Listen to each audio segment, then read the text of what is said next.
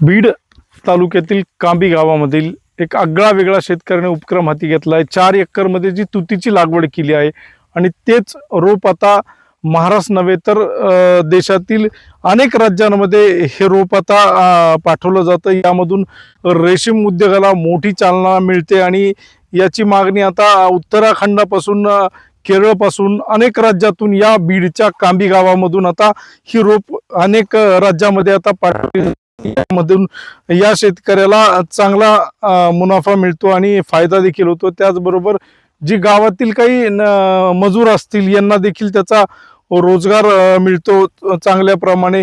काय कशा पद्धतीने हा उपक्रम हाती घेतलाय, कसा फायदा होतोय आणि काय परिस्थिती आहे एकंदरीत आणि किती एकर मध्ये ही लागवड तुम्ही केलेली आहे? 4-4.5 एकर आहे। सगळं आपलं 16-17 लाख रोप तयार आहे पूर्ण। आता हे जून महिन्यात वाटप होईल ह्याची, जून जुलै मध्ये, परत जुलै मध्ये दुसरा टप्पा होईल तयार एवढ्याच रोपांचा। काय किती खर्च लागला? एकरी ह्याला 2.5 ते 3 लाखापर्यंत खर्च जातो। एक एकरी 2.5 ते 3 लाख, तर हे 4 लाख आपलं हे 4-4.5 एकर रोप तयार केलंय आपण। मी सगळं 16 लाखाच्या पुढेच रोप आहे, पण कमीत कमी 16 आहे। जे इतर पीक आहेत हे पीक तुम्ही घेत नाहीयेत, याचं उत्पादन केलं, याची नर्सरी सुरू केली, इतर पिकांपेक्षा हे पीक परवडेबल आहे का? जे पारंपरिक पीक आहेत आपली ज्वारी असेल, गहू असेल, त्यात फायदा जास्त आहे का यामध्ये फायदा जास्त आहे? ह्याच्यामध्ये फायदा जास्त आहे ना। ह्याच्यामध्ये म्हणजे आपण 1 एकर रोप तयार केलंय, ह्यात एकरी समजा 3 लाख रोप तयार होईल। 3 लाख रोपाच्या पुढेच निघते समजा, पण 3 जरी म्हणलं 4 रुपये प्रमाणे 10-12 लाखाचं होतं एकरी उत्पन्न 6 महिन्यामध्ये। किती मजूर आहेत तुमच्याकडे आणि किती रोजगार दिला जातो आणि हे किती वर्षानुवर्षापासून चालू आहे? 2012-13 पासून चालू आहे आपलं हे नर्सरीचं।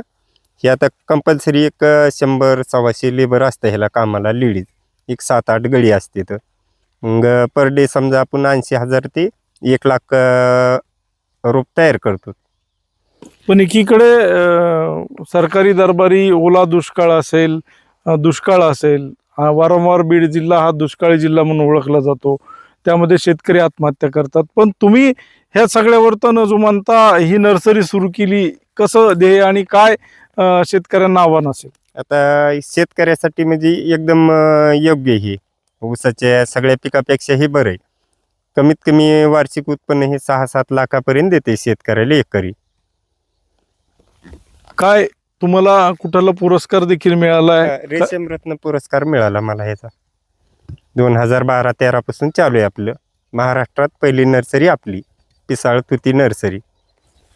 हे होते नर्सरीचे मालक आणि ही नर्सरी बीड जिल्ह्यामधले सुरुवातीची पहिली नर्सरी आहे आणि या नर्सरी उद्योगातून त्यांना शासनाचा पुरस्कार देखील मिळाला आहे। आणि शेतकऱ्यांना देखील त्यांनी आव्हान केलं आहे की पारंपरिक पिकांच्या ऐवजी हा जर उद्योग सुरू केला तर 4 पैसे आणि लवकर मिळतील, हे देखील या शेतकऱ्यांनी आव्हान केलेलं आहे। LS मराठीसाठी दीपक जाधव, बीड।